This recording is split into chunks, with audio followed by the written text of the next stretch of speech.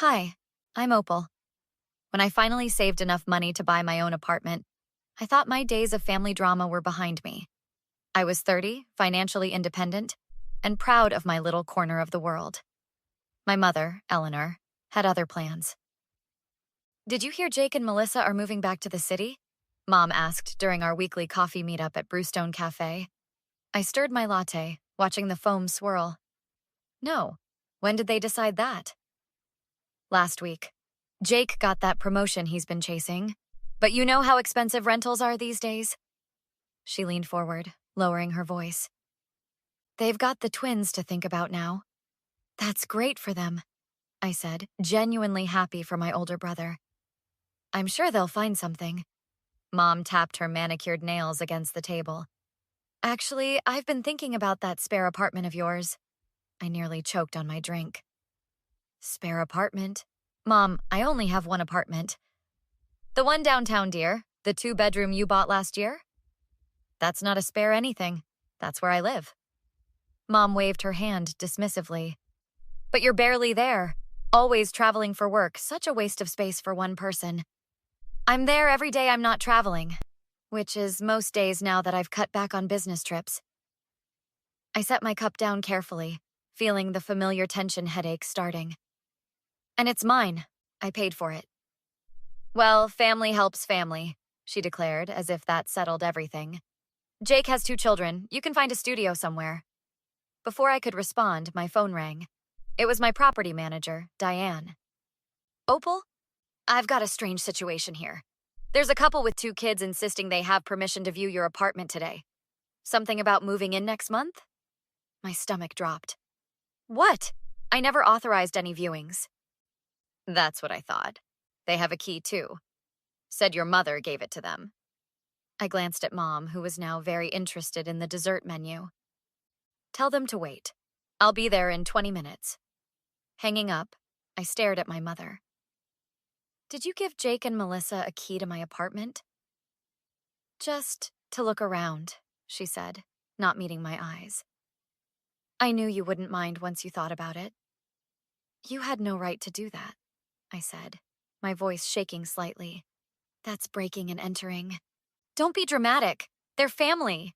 And did you tell them they could move in? Mom finally looked at me, her expression the same one she used when I was being difficult as a child. I may have mentioned it would be perfect for them. Jake needs to focus on his career, not housing worries. And what about my career? My home? Oh, Opal, she sighed. You've always been so selfish. Your brother has a family to support. As I grabbed my purse and stood up, my friend Taylor slid into the seat beside me, late as usual. One look at my face told her something was wrong. What did I miss? Apparently I'm being evicted from my own apartment, I said. By my mother? Taylor's eyes widened. What? Mom huffed. I'm simply trying to help your brother in a difficult time, she told me. Something you clearly have no interest in doing. I need to go, I said. Jake and Melissa are at my apartment right now, planning where to put their furniture. Taylor grabbed her still full coffee cup. I'm coming with you. As we hurried out, I heard my mother call after me. This family disappointment act is getting old, Opal. Taylor linked her arm through mine as we walked to my car. So your mom just gave away your apartment without asking you? Apparently. And your brother was okay with this? I paused, hand on the car door. That's what I'm about to find out. When Taylor and I arrived at my apartment building, Jake, Melissa, and their twin 5-year-olds were in the lobby talking with Diane.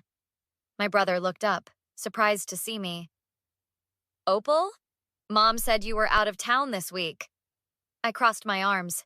Clearly I'm not. Diane, ever the professional, stepped between us. Mr. and Mrs. Winters, as I was explaining, this apartment belongs to Miss Winters, Opal. It's not available for rent or sale. Melissa at least had the decency to look embarrassed. Jake, you said your sister was offering us her investment property. That's what Mom told me, Jake said, frowning. She said Opal bought this place as an investment and was looking for tenants. I live here, I said flatly. This is my home. My only home. Jake ran a hand through his hair. Mom gave us a key. Said you knew all about it. Mom had a spare key for emergencies only, I said, which this is not. Taylor, always quick to diffuse tension, knelt down to the twins' level. Hey guys, there's a really cool playground just down the street. Want to check it out while the grown-ups talk? Melissa nodded gratefully. That would be great. Take your time. Once Taylor had taken the kids outside, I turned to Diane. Could you pull up my ownership documents, please? Just to clear any confusion. Already have them ready, she said, handing Jake a folder. Jake flipped through the papers, his face growing redder by the second. I don't understand. Mom specifically said this was your second property. Why would you believe that without checking with me directly? I asked. Because Jake stopped, looking uncomfortable. She said you were avoiding the topic because you felt guilty about having extra space while we're struggling. Melissa touched his arm. Jake, we need to talk. She turned to me. Opal, I am so sorry. We should have contacted you directly. Yes, you should have, I agreed. They stepped aside for a private conversation. I could hear snippets. Can't believe Mom would lie. Always favored you, Jake. Not Opal's responsibility to house us. When they returned, Jake looked both angry and ashamed. I'm sorry, Opal. We should have known better. Yes, you should have, I repeated. This isn't the first time Mom has overstepped. What did she tell you exactly? Melissa asked. That I should give up my apartment to you because Jake has a family to support, and I'm selfish for living alone in a 2-bedroom. Jake winced. That sounds like her. She also somehow convinced my building manager to schedule a viewing without my knowledge, I added, looking at Diane. Diane shook her head. She claimed to be acting as your representative, said you were traveling. You need to return my key, I said to Jake. He handed it over immediately. Look, we'll find another place. I'm really sorry about this. What about Mom? I asked. Are you going to talk to her about this? Jake hesitated. You know how she is. She thinks she's helping by giving away my home? I raised an eyebrow. This isn't helping, Jake. This is controlling. I'll talk to her, Melissa offered. This crossed a line. As they turned to leave, I called after them.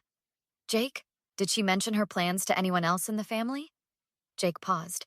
She told Aunt Susan you were letting us stay in your extra apartment while you were finding yourself traveling abroad for a year. The pieces clicked into place. So she's been planning this for a while. Apparently, Jake said grimly. I really am sorry, Opal. After they left, Taylor returned with the twins. They're adorable kids, she said. What's the verdict? My mother has been telling the whole family I'm giving up my apartment to Jake and moving abroad, I said, still stunned by the audacity. She's been planning this for months. Taylor's eyes widened. That's next-level manipulation.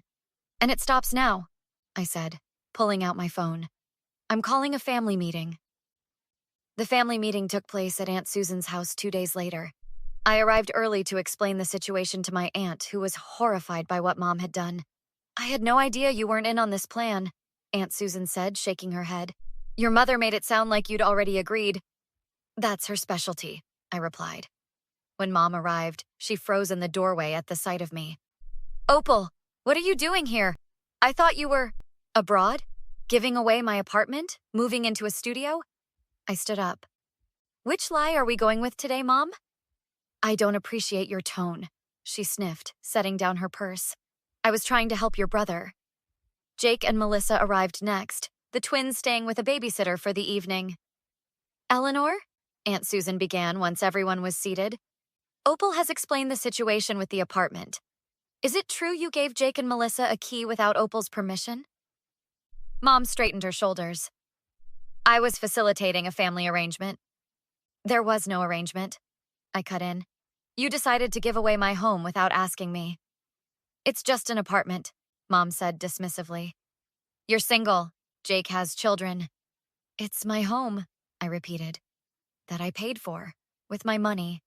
Which you only have because you don't have the expenses of a real family, Mom shot back.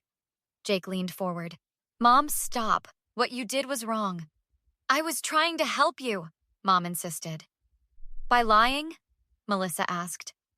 By making us look like we were trying to steal Opal's apartment? Nobody was stealing anything, Mom huffed. Opal would have agreed if she weren't so selfish.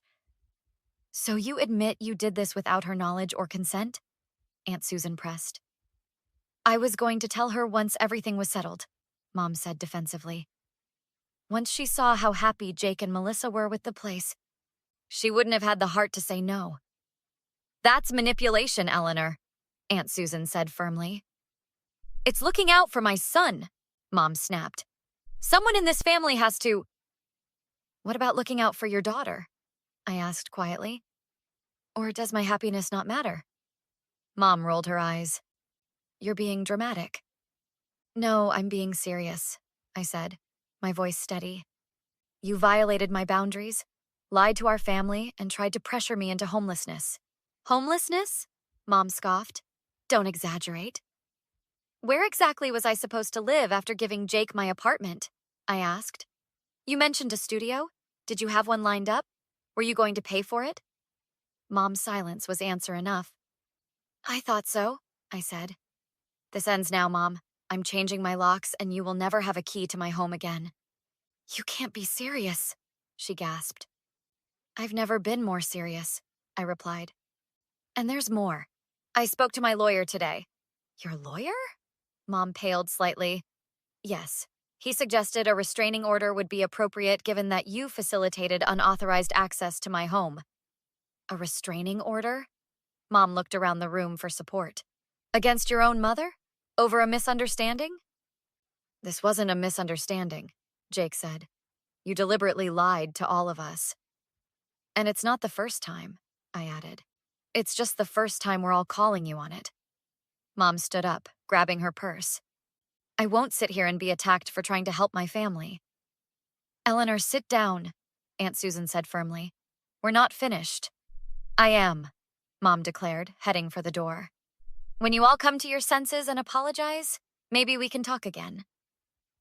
As the door slammed behind her, silence fell over the room. Well, Aunt Susan finally said, that went about as expected. 2 weeks later, I reviewed the restraining order paperwork in my lawyer's office. My mother had escalated her campaign, telling relatives I was having a mental breakdown and needed family intervention. She'd shown up at my workplace and attempted to enter my apartment using a copy of the key she'd apparently made.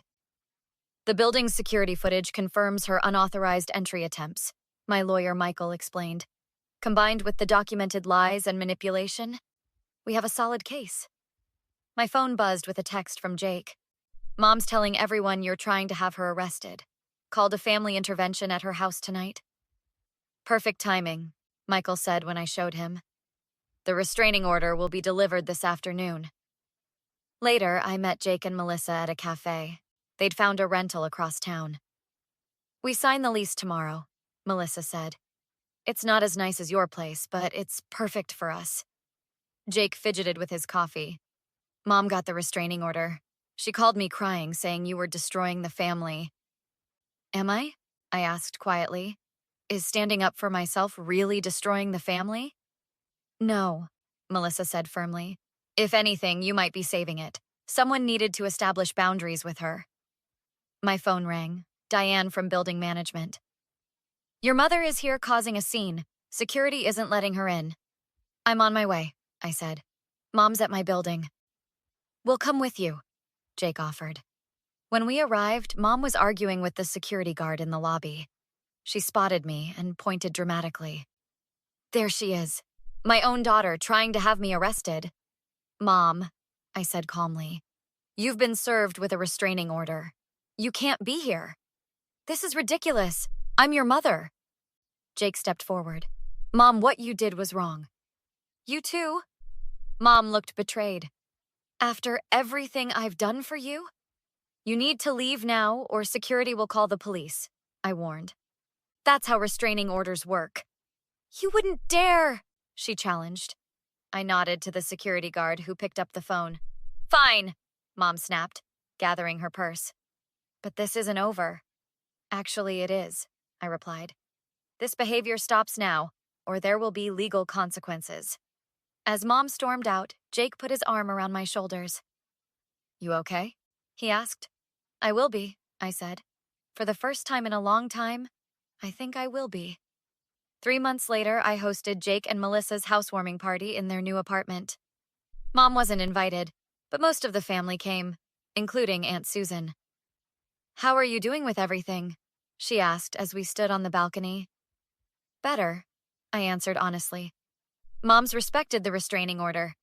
Jake says she's started therapy. "About time," Aunt Susan said. "Standing your ground was the best thing you could have done, for yourself and for her."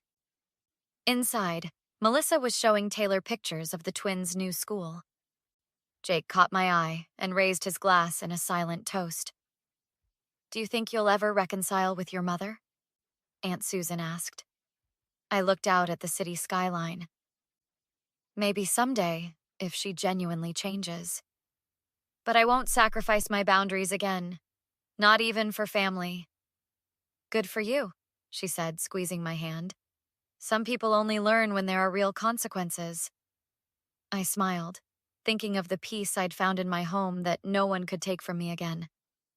"Has anyone ever told you that you give excellent advice, Aunt Susan?" "Only my favorite niece," she winked. "Only my favorite niece. What would you do if someone tried to give away your home? Would you have handled it differently than Opal did?"